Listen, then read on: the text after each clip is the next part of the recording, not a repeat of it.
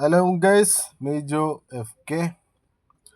Beef പച്ചക്കറികളൊക്കെ ഇട്ട് നമുക്ക് മിക്സഡ് കറി വെക്കാം. ഇപ്പോൾ ബീഫ് ഞാൻ പുഴുങ്ങാൻ കയറ്റിയിട്ടുണ്ട്. പച്ചക്കറിയിൽ ഉരുളക്കിഴങ്ങ്, പച്ചക്ക, ക്യാരറ്റ് എന്നിവ സാധനങ്ങൾ അരിഞ്ഞ് കഴുകി എടുത്ത് വെച്ചിട്ടുണ്ട്.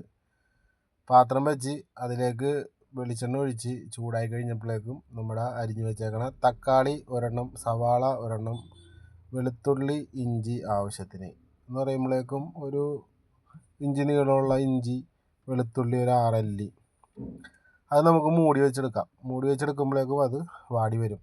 ആവശ്യത്തിന് ഇത്തിരി ഉപ്പിട്ട് മൂടി വെക്കണമെങ്കിൽ പെട്ടെന്ന് വാടി കിട്ടും, അല്ലാത്തതും ചെയ്യാം, കുഴപ്പമില്ല. അപ്പോൾ ഒരു സ്പൂണ് ഗരം മസാല, ഒരു സ്പൂണ് മുളക് പൊടി ഇട്ട് കൊടുക്കാം. അങ്ങനെ ഒരു സ്പൂണ് മുളക് പൊടി ഇട്ടിട്ടുണ്ട്.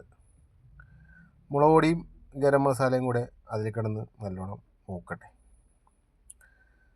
അപ്പോൾ നമ്മൾ കുക്കറിൽ കയറ്റിയ ബീഫ് റെഡി ആയിട്ടുണ്ട്. ആ ബീഫിലേക്ക് നമുക്ക് കുറച്ച് പുഴുങ്ങി വെച്ചേക്കണ ഉരുളക്കിഴങ്ങ് കാര്യങ്ങളും കൂടി ഇട്ട് ഒരു വിസിലും കൂടെ അടിച്ച് നമുക്ക് മാറ്റി വെക്കാം. നല്ലോണം ഒന്ന് വേകണമല്ല, വേകാൻ വേണ്ടി